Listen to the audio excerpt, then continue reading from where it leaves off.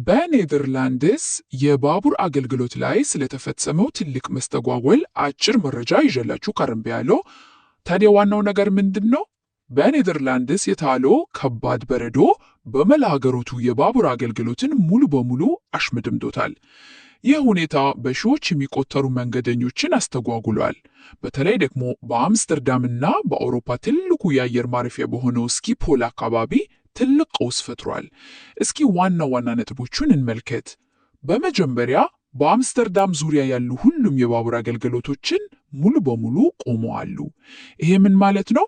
ዋናውን የአምስተርዳም ሴንትራል ጣቢያንና በጣም ስራ ከሚበዛባቸው የአውሮፓ አየር ማረፊያዎች አንዱ የሆነውን ስኪፖልን ያጠቃልላል። ስለዚህ ስኪፖል አውሮፕላን ማረፊያን በባቡር መድረስ አሁን ላይ በፍጹም አይቻልም። በሁለተኛ ደረጃ ችግሩ በአምስተርዳም ብቻ የተወሰነ አይደለም፣ በመላው አገሪቱ እየተስፋፋ ነው።